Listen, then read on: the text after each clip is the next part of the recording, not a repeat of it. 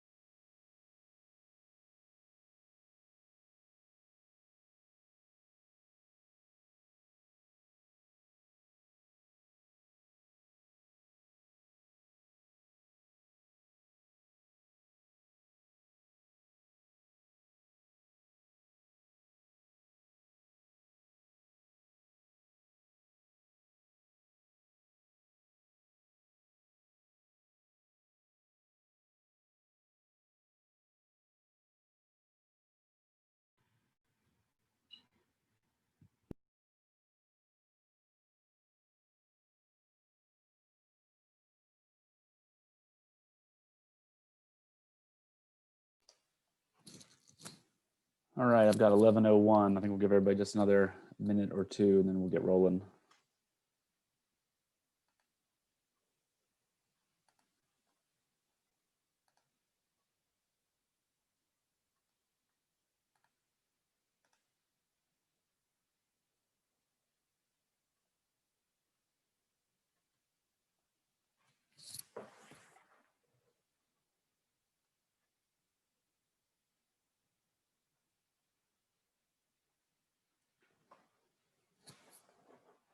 All right, well, for the sake of everybody's time, we're going to start talking here and kick things off. I appreciate everybody who is able to join. I know this is kind of a tough time frame as we all were probably off and hopefully enjoying the holidays and popping right in on Monday morning.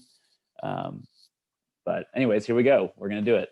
So thanks so much for your time. Last time I didn't do introductions and I said I was going to do it, but there's also, I've been on a couple other calls where it's hard with this group many. So I think what I'd like to do is pop your name and just just your name and who you're with in the chat. And that way everybody can kind of see that as we're rolling along. So if you would do that now. And again, my name is Zach Davis. I'm with Louisville Tourism. And then of course, as you speak, feel free to introduce yourself there too. We sent out a list afterwards and we'll probably do that again so everybody knows who was on the call. Because I know we had a big group last time. But again, thanks for joining. We wanted to get this call scheduled because the Build Back Better Together initiative as a whole is starting to work toward being wrapped up, I guess I should say. And I'm going to share my screen here in a minute and talk through a couple timelines. As you guys know, we are the hospitality, sports, and Bourbonism focus group. Within that, there's an education group, there's a workforce development, a lot of other groups that make up this initiative. And the goal is to wrap up the accomplishments, the quick wins that may or may not have happened. I think we've had some within our groups, and kind of put a bow on all that. And then they're going to actually form a steering committee in the winter months over December and January to review that work, and then ultimately release this document sometime in very early spring. So our meetings will come to an end, but I really wanted everyone's input and feedback on just some of the things that we've done in each of our spaces so that we can be well represented in that document. And some of these initiatives and accomplishments certainly may have come about because of the B3T initiative. They also, I know a lot of them, at least in the hospitality space, we kind of just jumped on and started moving forward. So I think we can talk about both, and I think that's important. So I'm going to share my screen and we're going to jump right in this. I have an extremely rough Word document that I just typed out for the purposes of this meeting. And then we're going to clean that up and kind of go through. So I would love someone just to jump in and cut me off if we need to add something. You can certainly send me an email. We can talk after this, but I want everyone to be represented. I don't know I think I saw Eric Gregory get on. I know Jessica Pendergrass had been representing the bourbon industry early on, but I want to make sure that we have each industry covered. Eric Granger was the co-chair of the sports group. Obviously, he's tied up with things at the Yum Center and the Wade Houston tip-off that's going on right now.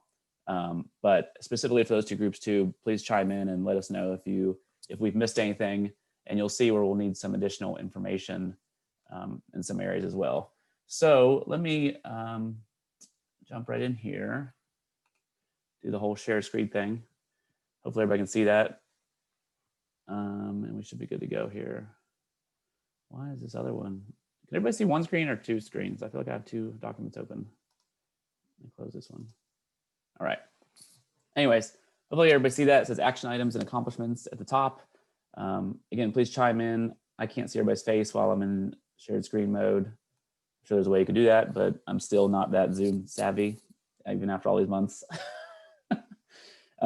But what I want to do is I just, again, want to kind of walk through this really quickly. Some of the items that we've taken note of over the last few months when we were separate groups, and now that we're all kind of one group.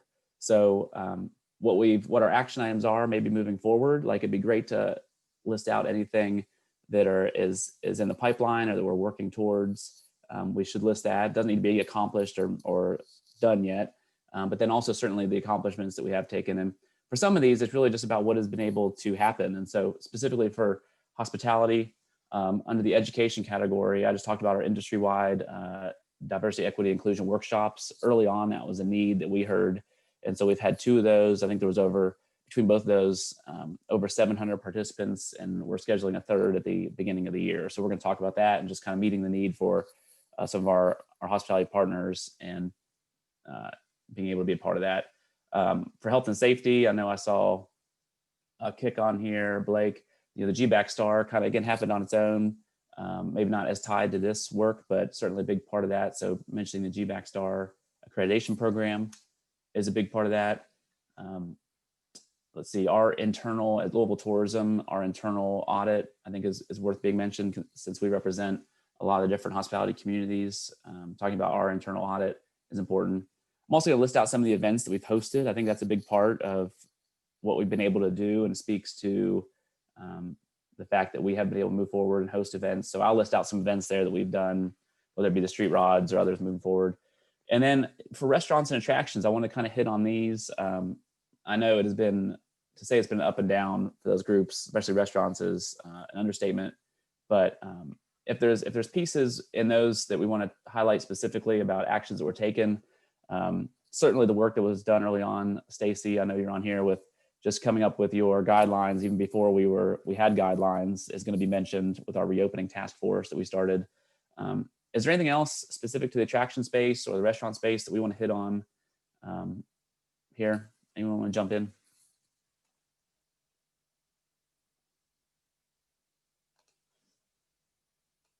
If not, no worries. Just want to make sure we have everybody covered. We will certainly talk about the work that was done early on in what we called our hospitality reopening task force. Again, that was a lot of work done without a lot of guidance, and I think it was really well done and allowed us to be able to move forward when we were ready. So a quick win in this category, I just put this in as an example, was our Mask Up initiative we did at the Visitor Center, where we sold bourbon and fleur-de-lis masks for $10, and all the proceeds went to the COVID Relief Fund and the Fund for the Arts Black Tourist Fund. If there's other things like that that you've done or that you want to highlight in your business, your space, please let me know. You can shoot me an email or just mention it right now and I'll type it in. But we want to highlight any of those quick wins that kind of happened throughout the process that popped up, served a purpose, and then may be ongoing, but also may be done. That's fine too. So anything else that I'm missing there within the hospitality space? Anybody would like to chime in on? I might add, Zach, the Whiskey Row and some of the areas, just trying to work with the city and, bring attention to their areas, encourage people to come back. Yep. Okay, perfect. Thank you. All right. Hearing nothing else, we'll keep moving. Sports is a tricky one because we had some guidelines, and really I think what speaks to sports, and after talking with Eric Granger and anyone else, please chime in, is really just what has been able to take place really speaks for this part of the industry. So I just typed in some things again for this call, but ultimately saying, hey, we've hosted events representing these different categories: professional and youth soccer, BMX, cross country, collegiate basketball, youth baseball, youth hockey. I mentioned Louisville City FC kind of being one of the catalysts to being able to host games first and with fans and do it well, all the way to the Tip-Off Classic, the Wade Houston Tip-Off Classic that's happening right now. And then, of course, the University of Louisville men's and women's basketball teams being able to hold games. And I couldn't remember exactly. I'll get with Eric or there's someone on this call that that knows. I can't remember what they ended up with their final allowance for attendees, but we'll plug that in. Again, this is not a final document by any stretch, but just something where we can get all the facts together as best we can. Anybody want to chime in on anything else sports that you think we should mention or that I've missed that kind of just speaks to what we've done in that space? I know Carl, I don't know if Carl was on this call or not. I don't know if I saw him in there. Yeah, so I'm on Zach. So I think a couple things worth noting. The efforts of all of the various groups, people trying to put on events, also had a significant positive impact on people who are facility operators, like certain swimming pools and athletic activities that people do, whether it's practice or competition or training. And I think the fact that you had the event operators trying to figure out how to put on events, it also helped in the space of private business owners and just getting people out and getting people active and moving. And okay. The spirit of cooperation was amazing. Okay, perfect. Add more to that in a little bit. All right, let's see. There's nothing else in sports. It's kind of self-explanatory because when events were able to be hosted, that was a big part of the win there. Bourbonism. I know that the KDA, and this, Eric Gregory, if you want to jump in here, the KDA scholarship programs with, at least what I had noted, was University of Louisville, University of Kentucky, and Kentucky State University as a big part of your efforts and certainly ongoing. Your advisory panel was a big part of that. And then I had as a quick win, I remember Jessica mentioned early on some bottle auctions you guys did to raise money for the Team Kentucky Fund and for the Breonna Taylor Scholarship Fund. So what have I missed there, or are those accurate? Is there anything else I can add there? No, those are accurate. We're hopefully we'll have Kentucky State University finalized here in the next week or so. The DEI panel did make a lot of recommendations to our board at their annual meeting right before Thanksgiving, and our board is created a group now to go through and prioritize those and create a strategic plan and funding and everything for those. Because we've got a lot of work to do in that area, and the panel's recommendations were fantastic, but there's also a little overwhelming just because we got so much work to do in that area. But that's why we want to get a strategic plan together and a budget and do it right. And the fundraising, you're right. I think some of the things that we're looking to do in the session in partnership, I know with Stacy and some other things, some other entities, trying to make like Cocktails to Go permanent. That's been such a lifeline to our restaurants. Some other legislative activities to really kind of keep going some of these things that have just made such a difference. Stacy, I know there's probably other ones that I've missed, but Cocktails to Go seems like that's really been a big initiative, and it's helped so much. Definitely. And we are, as you said, Eric, forging ahead with support in both chambers, and hope to see that built early. And one of the things I know, I don't know which category this might fall into, but we've also been working with Senator Stivers on some liability protections for COVID relief for businesses making PPE and other things. And that's, I think that's gonna be an issue you're gonna hear a lot about in the session this year that's will help businesses. Okay. Not just Bourbonism, right, but the business community in general. Okay. All right. I don't know if this group is fully aware of it, or if you're even involved in it. You may be. At the Louisville Takeout, a Facebook group is certainly part of kind of this connection between how we restaurant differently going forward in 2020. And they have been incredible for support. And it's very community based. But it's interesting to see the new models that are coming out in terms of getting the word out. There's Yelp, which is a little bit more traditional, but certainly they've gone into COVID action. There's Louisville Takeout. There are there are community kind of self-organizing events, grassroots events that are happening as well, to help us support. There's a Facebook group out right now for Adopt a Server, which is funding and support from our community into our network of servers with this recent shutdown. So I just wanted to mention that as well, because we do have the leadership of this group who are doing wonderful things, but we also have community members who are contributing in any way that they know how. Yep. There's so much. Go ahead. Sorry, Eric. I'm sorry. I was just going to follow up on that. We're still compiling. A lot of the distilleries are doing different things. For instance, Maker's Mark's initiative with Chef Edward Lee on the community bottle. So there are a lot of individual distilleries out there doing incredible things to try to help as much as possible. Everything from special bottling to just flat out donations. So, and if anybody's got ideas on any of that, please send them to us, because the distilleries are really, wanting to help. It's along with the restaurants and everything being shut down indoors right now, our distilleries are also shut down indoors on tastings and things. So we feel your pain, but y'all are definitely getting hit a lot harder than we are. So whatever we can do to help, please let us know. That's really good. It's so hard to, so much is really going on and has gone on since a lot of these initiatives were started, the early of the summer. And at least I know the more of these calls I do now, the more the benefit is really just the connection, the networking, the partnering. And it's hard to put that into words, but we'll definitely, as we lay this document out, talk about just the community coming together.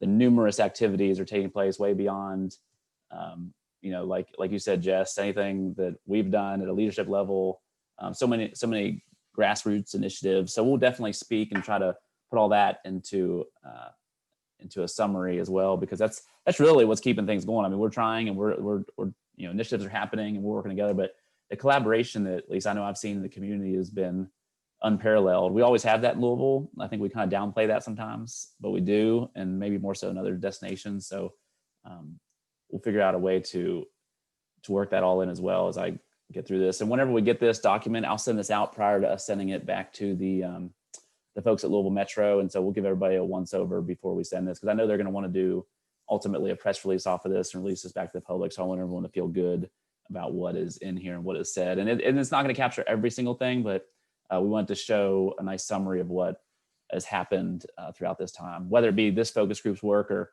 so many people on this call have been on other calls and other groups. We're all kind of part of different initiatives. So I'm really just trying to use this as a way to wrap a lot of that up. Zach, I'll send you a short summary on the DEI advisory panel, just kind of the basic top line recommendations in groups. Awesome. On there. It's short, but it captures the essence of what we're looking to do. That's great. And we have something very similar with Louisville Tourism. So it'll match, it'll be similar there.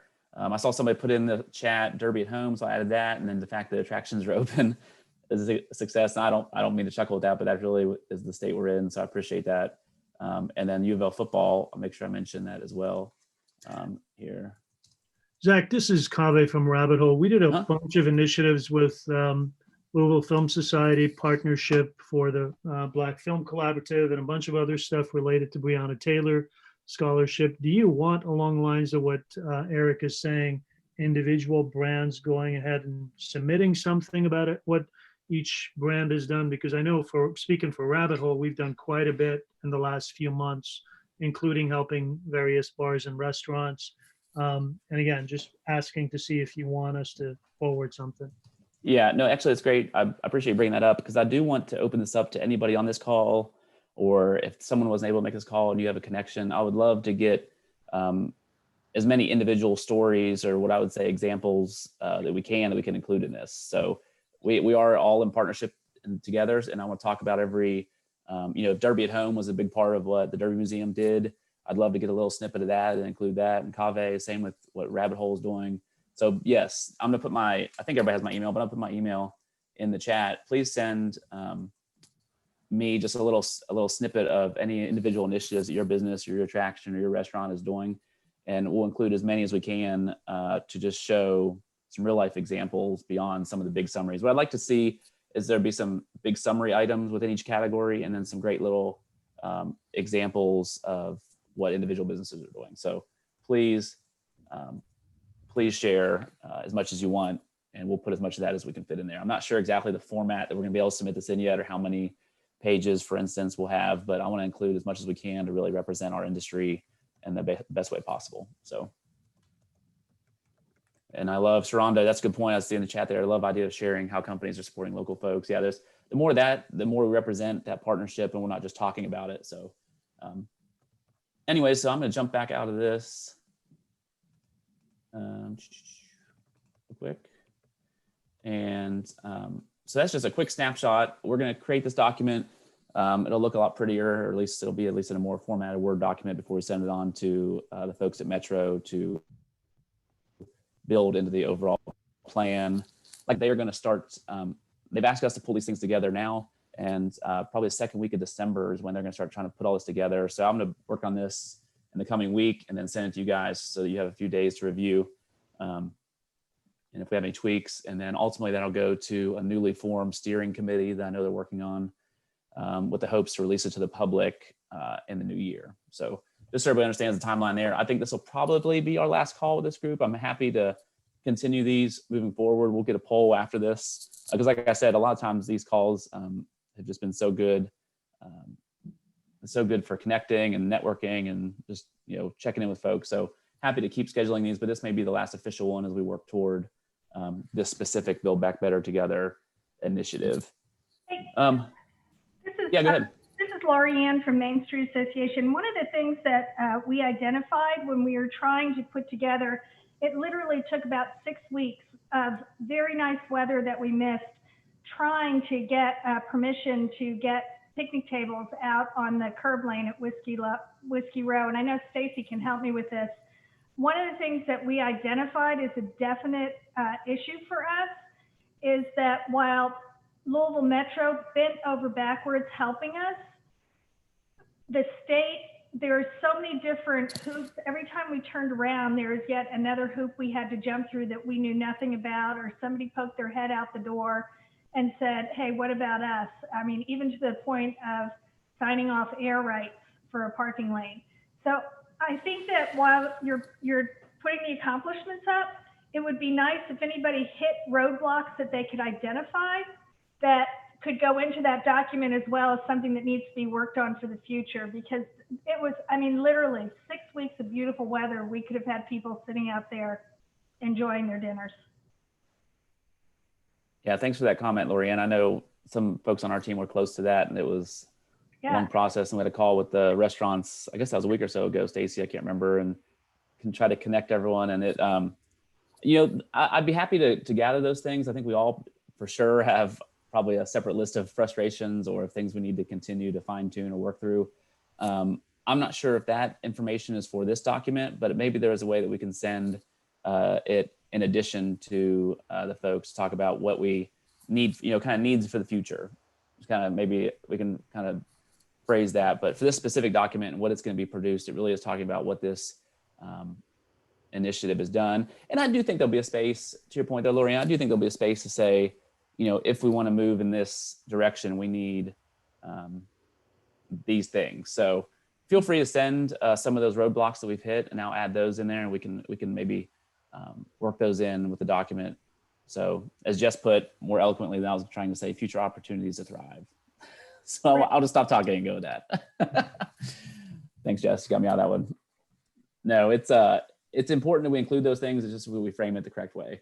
So, all right, perfect. Well, thanks for that. So if we'll go around, I'd like to hear from each sector, kind of like we did last time, but just to summarize, if you're individual business or if you know of folks that have been involved in specific initiatives that would make sense for this, please let them know to share those with me. And we'll work to get those in the document to talk about some examples of the way different areas have accomplished things or some quick wins that have taken place. We'll include those. And then also, to Lorianne's point, include things that might be potential roadblocks for future opportunities to thrive. So send those my way, and we'll make sure we include those in the document as well. And then once I have all this in a final draft format, I'll send it around to this email list. Probably have a deadline of a few days, and I'll make updates and changes as they come back, and then we'll submit it and go from there. So that'll be kind of our next steps. But I would love to go around And as I always do, call out a few people just kind of here. I'm going to give Daryl Watson a second because I saw him pop on before I actually call on him. But I know that with air travel this weekend and seeing different things, that'll be an interesting topic. So maybe Daryl can give us an update from the airport, and then we'd love to hear from folks in other spaces too as we move forward. So Daryl. Yeah, Zach. Good morning, everybody. So the Thanksgiving travel, obviously the media was very interested in, Thanksgiving travel and what everyone was doing based on the CDC guidelines. And so we're seeing what we've seen the last month or so, about 40% of our traffic compared to 2019, and that carried through Thanksgiving. So last year we had about 33,000 travelers through, so Tuesday through Sunday is kind of what we measure that. Tuesday, Wednesday, and Sundays are busiest travel days during the Thanksgiving. So 33,000 last year, about just over 13,000 this year, so about 40%. And we were excited to. We had our inaugural flight for Fort Myers kickoff, as well as Atlanta's 2 nonstops on Southwest. So Delta obviously has the market on Atlanta routes, but we've added 2 Southwest nonstops on Southwest. So it's really telling how Southwest believes in our market, and the people respond to it.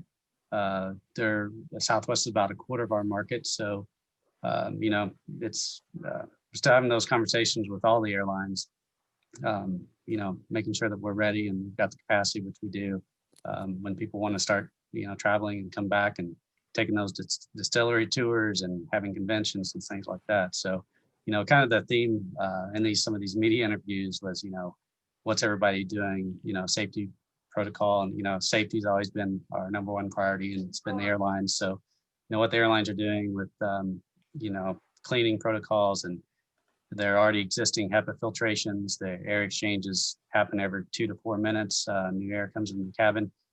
So it's, I'm a little biased, but I mean, it's just factual. It's pretty minimal risk to fly. And there's been Harvard study done on that, that says it's a minimal risk.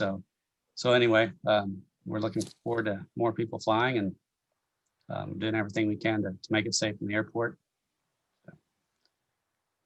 Perfect. Thanks, Daryl. Appreciate that. I heard a little bit from Stacy already, but Stacy, anything from the restaurants that you'd like to touch on? Gosh, how to not sound whiny and mad. Let's see here. That's tough right now.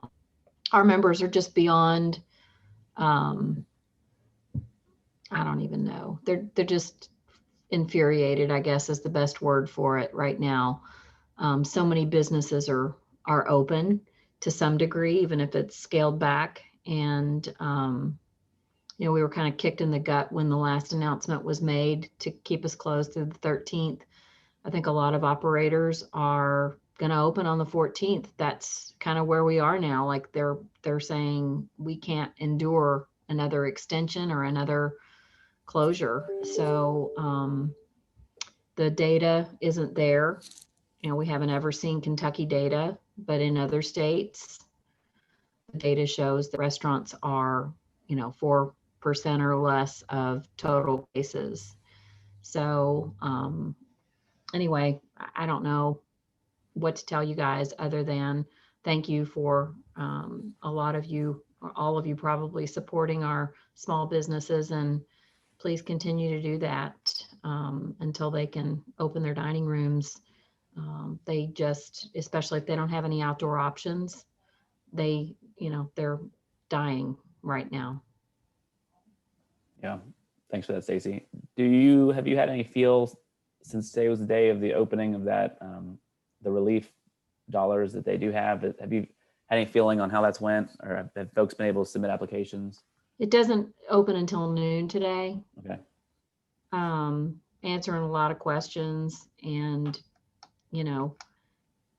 I think that it's like if they apply for it, they have to affidavit sign that they are going to comply with every mandate, past and present and future. And so, that's a tough pill to swallow when we don't know what that looks like, right? And they're saying they can't, in some cases, I can't go another week or two and sustain our business at the pace that we're doing right now. They lost Wednesday night, which is one of the biggest bar nights of the year, or going out nights of the year. And they lost the shopping bump that they would have gotten over the weekend. It's just not the same, with carry out and curbside.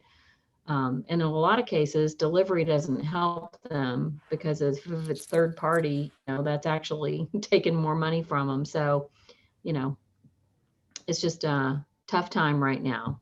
December is usually all about making money enough to last them until Valentine's Day or March Madness. And so this year, without that happening, without them being able to project that and then being scared as to what might be the next announcement, they don't even know how to order or schedule their people. Yeah. All right. Well, thanks for the update, Stacy. On to attractions. Anybody representing any attractions want to jump in and talk about what's happening in your space or what the world looks like for you right now?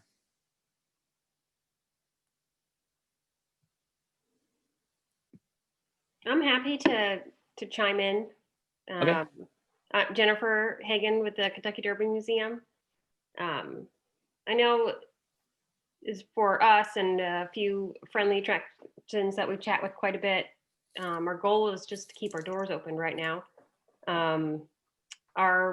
We keep having swings, of being able to welcome visitors, but having 85% of our attractions opened is an exciting thing. It is something to include. All the attractions work together really well to come up with procedures and guidelines to meet the requirements for safety, so that when people did visit and they went from place to place, it felt uniform. It didn't feel like, okay, why did one place have to do this and another place, did things differently?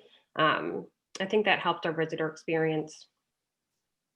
But certainly whenever, as we start to make traction, we keep, having 2 steps back, but everybody is working really well together. So, and I think that Derby at Home, I hope we continue it. When we did Derby at Home in May, granted, we all didn't have anything else to do. So we really pushed it hard with Louisville Tourism and the racetrack and the Derby Museum. But man, the impressions we had from all over the world. We had comments, people posting pictures from Brazil, from Turkey, from all these, it was so cool. And I hope that as things move forward, we continue that. We reached a whole different audience, and I hope that somehow we can find a way to incorporate some of that even when we do have Derby in person. Yeah. Great. Thanks, Jennifer. From the distillery standpoint, we're kind of a mixed bag right now. If they're closed for tourist things, most of them are still doing curbside service, things like that. Like the restaurants, without the ability to do sampling or cocktails inside, that's really going to affect tours because most tourists like to have a sample or things. We can do it outside, and that worked in the summer when we were restricted, but in December, that's kind of hard to do those outside. So we're trying to look at some innovative things and talking to the ABC about allowing, samples to go or something like that, with like little mini bottles or something, if that could help keep the tourists going. But again, it's kind of just a mixed bag. Some are still hanging in there and trying to do the best they can, and some of them have just decided to shut down for tours and kind of circle the wagons right now. But curbside service and things like that are helpful. Great. Thanks for the updates there. Blake, you may want to chime in on this. I'll mention some conventions and events and trade show updates.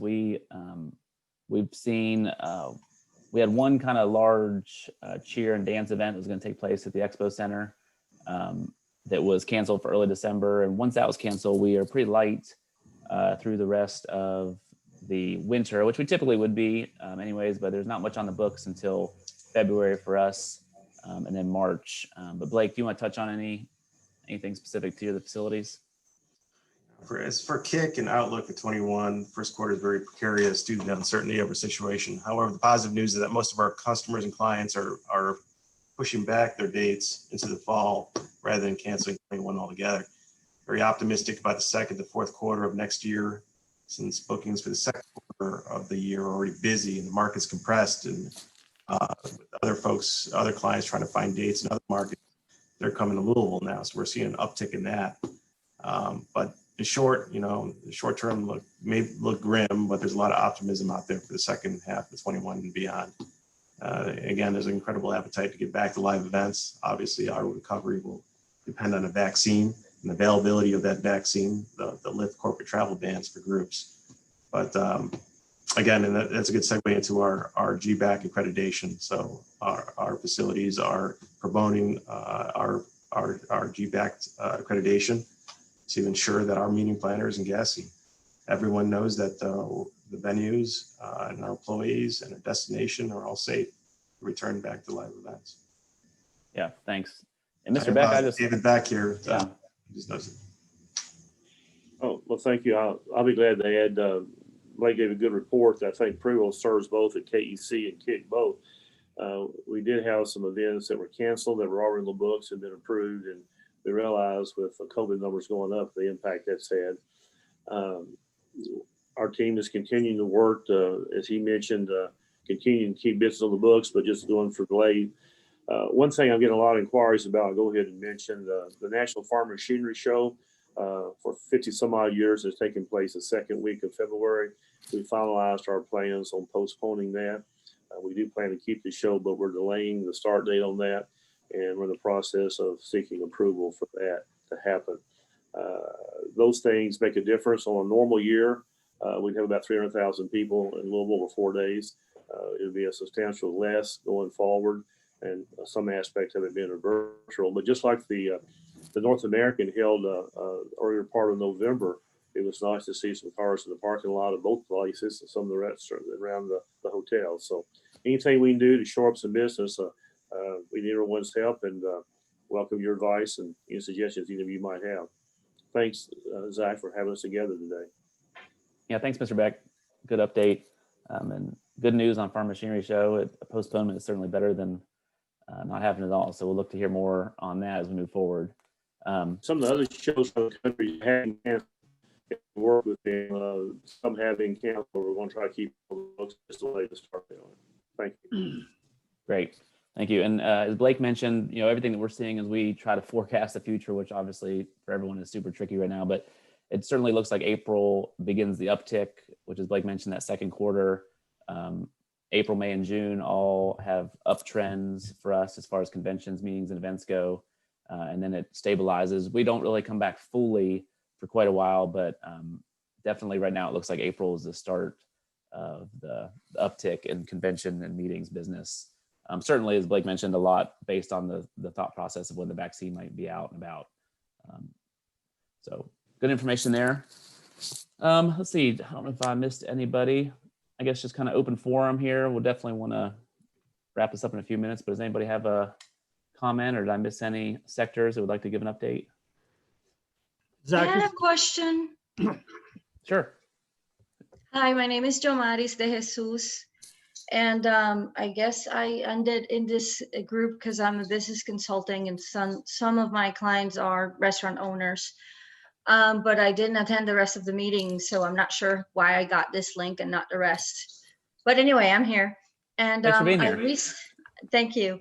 I recently, like last week, I want to say, I was approached by someone in the government who knows that I speak Spanish and I work with restaurant owners to see if I could help with reaching out to Spanish-speaking restaurant owners through letters, phone calls, or visits, because they were about to close them down because they weren't following COVID restrictions and things like that. And they were getting ready to do something like this workshop.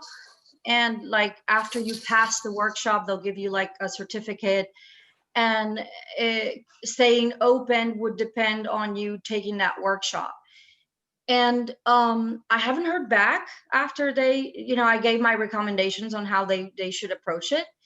And I just was wondering if anyone else has heard about that, if that's going to be a community-wide thing, or is that just for Spanish-speaking restaurant owners, or just an update on that, if anyone knows about it or has heard about it. Okay, that's an interesting question. I might, if Stacy is still on here, Stacy Roof with the Restaurant Association, might pass that one to her. I know there has been some trainings from what I've heard, but I wouldn't be the one to speak to that. I'm gonna see if Stacy is on. Looks like she might be off right now. I tell you what, let me get back to you on that. We'll definitely find out. Yeah, or shoot her an email and copy me and have her maybe. I'm just curious. It's just for me to pass on the information. Yeah. I didn't want to say anything because it wasn't official. They were just asking me, how would you approach this? Would you rather have a phone call? Would you do a letter on the mail? And so I don't know where the process is and if that's actually going to be a thing or not. Okay, good question. Would you mind if you already haven't? Would you put your email in the chat? Sure. And then I'll shoot you a note after this and get you connected with Stacy, and on from there, maybe we can reach back out to the folks at Metro too and find an answer for that. Good question. Thank you. Carl, did you have a question too? Or you had well, I was just going to say that in the short term in sports, kind of like what you're seeing with the Wade Houston Tip-Off Classic, there's a lot of creativity going on. There's a couple of pieces of business that we're bidding on right now, short-term business, trying to get in January, February, March, that would create that sort of similar situation, kind of a mini bubble where, for example, we would use the ballroom at the Galt House to do boxing, and all the boxers and the whole entourage would stay at the Galt House. So you have not totally, but a somewhat self-contained entity where the guidelines that are put forward by the various organizations, that their guidelines can be met. Like with U of L and their basketball, they have 3 or 4 different conferences that have set guidelines that have to be met for their teams to participate in an event. And doing it between the Galt House and the KFC Yum Center has really facilitated that. So that short term, we're trying to get creative and use those types of that kind of mindset to create business in the winter months. So more to come. All right, good deal. I glanced at my email and saw an interesting question from Amira. I don't know if you're still on here, Amira, but she'd ask about, I think they're the right people. Yeah, about the hashtag. I think that was a really good question, and I may know that, but ask that again, Amira, and see if Lorianne or somebody can answer that for you. Yeah, so I'm a downtown resident. I was talking with a good friend of mine, Dan Hartledge at W. Mays PR, and we, throughout the year, we've literally seen, the protests on our doorstep, just being downtown residents, and just with everything going on with people who we live and work downtown, and we care about what our community will become going forward. There was a recent Downtown Residents Association meetup at the Newland Marketplace, and we were just over a beer just talking about how can we bring our community together, and we were just thinking about, is there a rally hashtag or something that we can all get behind as downtown Louisville to really celebrate our resiliency and really encourage people to come back downtown and support our restaurants, our attractions, our events, all of those things. And so I was just wondering if that's, a conversation that's happening more broadly somewhere, and how we can, and if not, getting with those folks who want to be part of something like that. I don't know if it's a campaign or just something more organic, but I do get the sense there are a lot of us who would like to get behind something like that. I'm just wondering, where is that work happening? So I do see that as part of this puzzle going forward. So, Amira, there's two distinct groups that you might want to touch base with. The first is with Rebecca Matheny at Downtown Louisville partnership. And there is an actual partnership between, and I believe she's spearheading working with the agencies, but there's a campaign that's being put in place that Tourism, GLI, Louisville Forward, and her group have been working with Tandem and Scapecchio. They literally put the skids on it when the restaurants were closed. Got it. Okay. What Rebecca said last week. The other is that Robbie Valentine and his friends just beautifully out of the blue came up with a theme of Downtown Lou Needs You. And last week they held a press conference and they encouraged people to come downtown for lighting up Whiskey Row. Unfortunately, the press conference was just before the governor shut everything down, and most of the places, many places on Whiskey Row chose not to stay open even for curbside right now, but it has been decorated.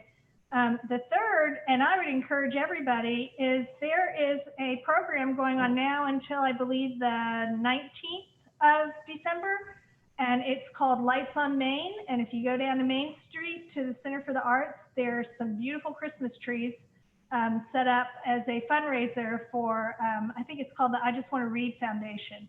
So, you know, we're working with different groups trying to pull them together, but those are the main two initiatives to hook in with. And Rebecca is really the conduit for grabbing good information about what they're doing and how you guys might be able to assist. Thank you. I figured there is something going on, but it just seems it's a bit fragmented, and understandably so, just with kind of the start and stops of this work. So thank you for sharing that. Yeah, I would agree. It is fragmented, and it's kind of hard because of all the stops and starts that we go through. It's also hard without the corporate support of just folks being around downtown that we're missing. And there's nothing we can do about that just yet, although I know that many organizations are working with each other, trying to encourage the companies to reopen downtown as quickly as they feel safe. But I will say this, I went to the Nulu Marketplace on Saturday, and what a gift to the downtown area. That whole little thing is just so cool to walk around in, and you saw a lot of people meeting up safely outside, and just the energy in there was just so nice. All right. Thanks, Lorianne. Great question and good information there. I think that pretty much wraps us up. I don't know if I saw any other questions or comments in the chat. Zach, really quickly, I'll just throw out there in regards to our product, our organization was working with Luckett and Farley on the development of Hotel Indigo at 5th and Broadway, and we were scheduled to start the demo there sometime in August, but we hadn't anticipated that the second wave of COVID would begin. So we've kind of delayed our project a little. So we were scheduled to be completed sometime in Q1 of 2022, but we've pushed that. So we probably won't get completed until the end of 2022. So just wanted to throw that out there from a hotel development standpoint. Some reports that we've looked at stated that the hotel industry probably won't bounce back, which is one of the hardest hit industries. It probably won't bounce back until end of Q3, end of 2023, early 2024. So we're kind of trying to catch that wave and not build and complete too early. So just wanted to throw that out there. Thank you. Appreciate that. Yeah, we've seen similar information, especially when it comes to ADR, and hopefully occupancy will come back a little sooner. But thanks, Butch. And you're calling in from Germany, is that right? Yes, that is correct. I appreciate you calling in. Absolutely. Thank you. All right. Well, thanks, everybody. Before you jump off, don't forget to send me, let's go ahead and say by the end of this week, send me any stories or snippets of quick wins or initiatives that you and your specific business has taken on during this process, so I can include those in our report. And then also going back to, kind of our future opportunities, send me any any hurdles or things that we need to get over moving forward, any legislation, things like that that we might need to focus on or put in this document that is what was so eloquently put, some future opportunities to thrive. So send those to me as well. By the end of the week would be great. Sooner would be fine too. And I'll put together this document and then send out the final draft to everyone so you can review. It should be a snapshot of our work thus far and your all's work and kind of where we want to go in the future. So thanks so much again. Also, we'll send out a poll to see if we want to get together and just have a conversation. I don't want to just cut this thing off, but as far as our Build Back Better Together work goes, I think we're nearing the end. But certainly just to have a conversation or to stay in touch, Catherine on our team will be sending out a poll, and we'll just get a kind of gauge the audience here and see where we want to go in the future. But as always, it's great to talk, even if it's not always positive. It's good to connect and stay connected, and the partnership that our city continues to show is awesome, and that should uplift all of us. So thanks again for joining on the Monday morning, and I guess we'll see if there's gonna be snow out there. I heard about some snow. I don't know. We'll see. But great seeing everybody, and we'll talk soon. Thanks.